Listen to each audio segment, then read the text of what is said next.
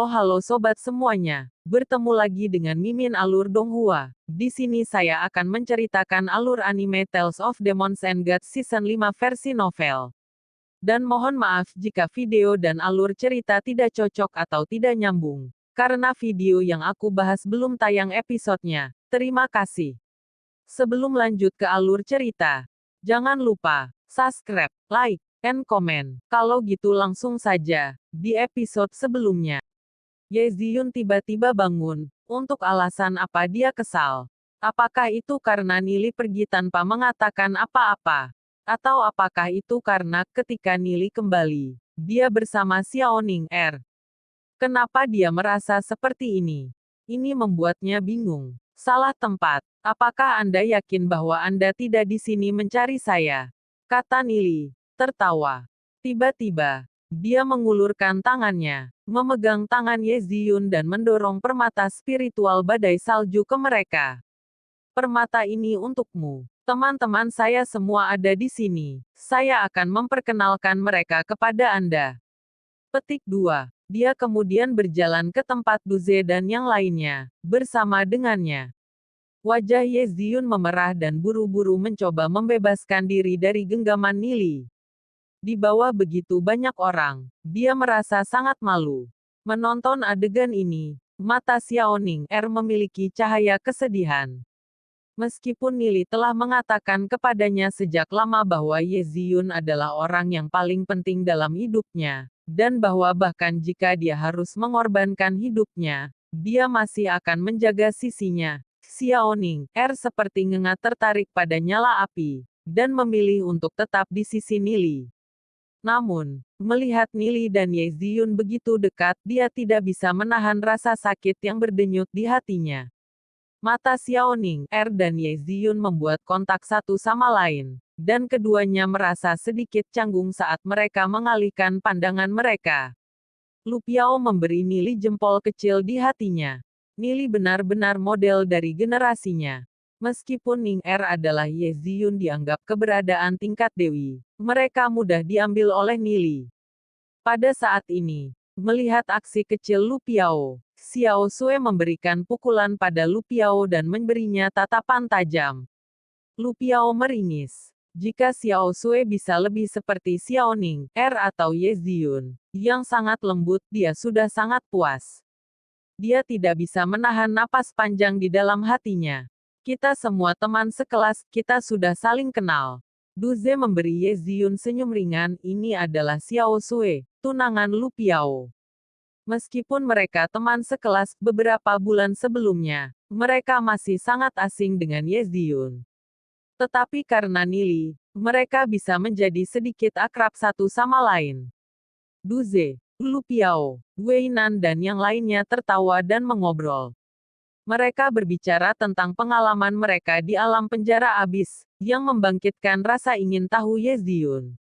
Dia tidak pernah berpikir bahwa dalam periode waktu ini, Nili dan teman-temannya akan benar-benar pergi ke tempat seperti itu. Sejak dia masih muda, selain reruntuhan kota anggrek kuno, dia belum pernah mengunjungi tempat lain di luar kota Glory, memberinya segala macam harapan terhadap dunia luar. Pada saat ini, Ye Zong dan Ye Xiu memasuki aula. Ketika Ye Zong masuk, wajah Ye Ziyun sedikit berubah. Jika ayahnya melihatnya bersama dengan Nili, dia pasti tidak bahagia. Tatapan Ye Zong jatuh ke Nili dan kemudian memandang Ye Ziyun, dan alisnya sedikit menyatu. Dia awalnya berpikir untuk menghapus semua hutang Nili, tetapi saat dia melihat Ye Ziyun berdiri sangat dekat dengan Nili, dia merasa sedikit tidak senang tentang itu. Dia sendiri telah dipermainkan oleh Nili sebelumnya, belum lagi Yuner sederhana. Ye Zong memasang wajah dan batuk 2 kali. Tuan kota, menghormati penguasa kota, Duze, Lu Piao dan yang lainnya buru-buru membungkuk pada Ye Zong. Mereka belum melihat Ye Zong sebelumnya. Karena ini adalah pertama kalinya mereka melihat keagungan Dewa Kota, mereka tidak bisa menahan perasaan panik. Li perlahan berbalik dan menyapa, sambil tertawa. Selamat siang, ayah mertua. Mendengar kata-kata Nili, Ye Zong hampir merasa mati lemas. Nili tidak memberinya rute untuk mundur, dan berusaha memperbaiki semuanya menjadi kenyataan. Nili memanggilnya ayah mertua di depan begitu banyak orang. Jika berita ini menyebar, maka akan sulit bagi keluarga angin salju untuk menolaknya. Ini adalah orang lain. Yezong pasti akan memberinya tamparan yang kejam. Namun, setiap kali dia menghadapi Nili, dia merasa tidak berdaya. Dia masih memiliki banyak hal yang dia butuhkan bantuan Nili.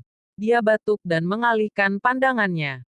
Ketika Nili berbicara dengan Yezong dengan cara ini, wajah Yeziyun memerah saat dia dengan cemas menarik sudut pakaian Nili. Dia awalnya berpikir bahwa Yezong akan memberi Nili pelajaran yang sulit. Dia tidak pernah berpikir bahwa Yezong hanya akan batuk dan memalingkan wajahnya, pura-pura tidak mendengar apa-apa. Kali ini, bahkan Yeziyun tercengang. Yeziyun bukan satu-satunya, yang lain juga tercengang. Nili benar-benar memanggil Yezong sebagai ayah mertua dan Yezong sebenarnya tidak menolak ini. Ini adalah berita yang sangat eksplosif.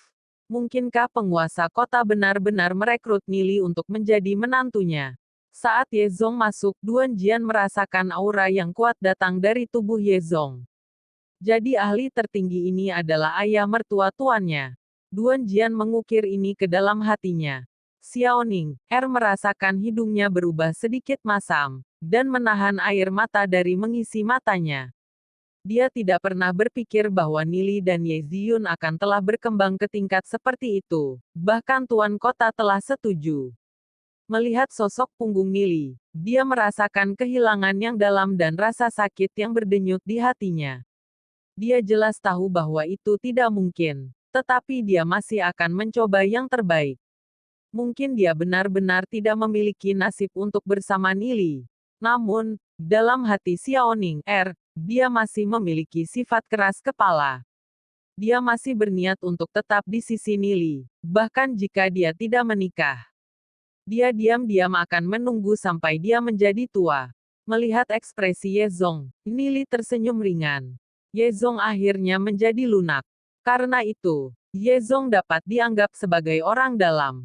Nili pindah ke sisi Yezong dan tersenyum berkata, ayah mertua, ketika saya masuk, saya perhatikan bahwa 10.000 iblis binatang arai telah dibangun sepenuhnya. Saya akan memberikan jejak kontrol kepada Anda sekarang.